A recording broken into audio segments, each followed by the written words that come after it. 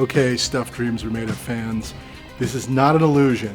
Yes, I am a large guy, but these are tiny Oscars. So I want to be really clear about that. I'm looking right now larger than usual because these Oscars are tiny.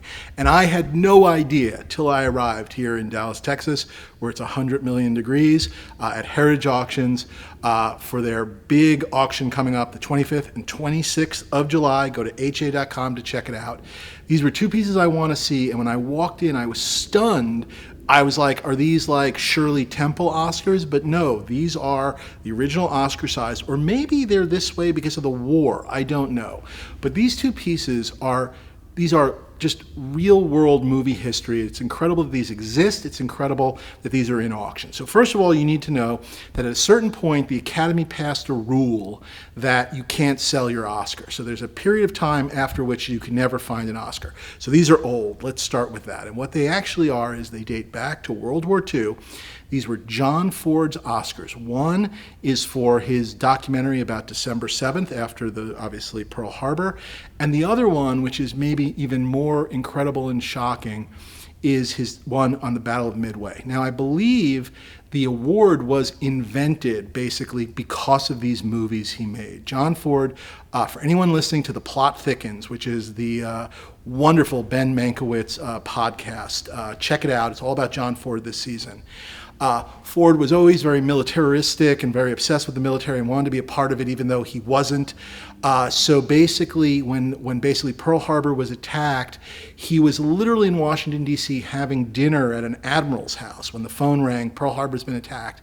And he basically had been training a crew of guys and got them to Pearl Harbor as quickly as possible and made sort of a documentary about the aftermath and really the cost of war.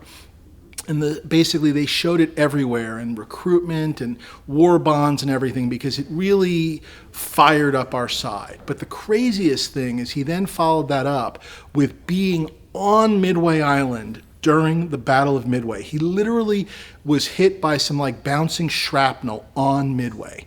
And his footage from Midway in the middle of the battle is some of the most, Saving Private Ryan is fantastic. Check out John Ford's footage from the Battle of Midway. It is insane. The fact that these two Oscars, no matter how big or small they are, they cast a really big shadow. John Ford, arguably the most Oscar-winning director, but also arguably one of the greatest directors of all time from cinema. These are his two Oscars for two, yes, nonfiction, yes, documentary, but two of the most important pieces of his work. I encourage you to check out the films, but more importantly, bid on these things. I honestly hope, more than life itself, that somebody like a Steven Spielberg or someone buys these and gives them to the Academy. That is my hope. If you're listening, Steven, I know you're a huge fan of The Stuff Dreams Are Made Of. Steve, you could just get these. I won't bid against you. Put these into the Academy Museum. They're that important. John Ford's Oscars.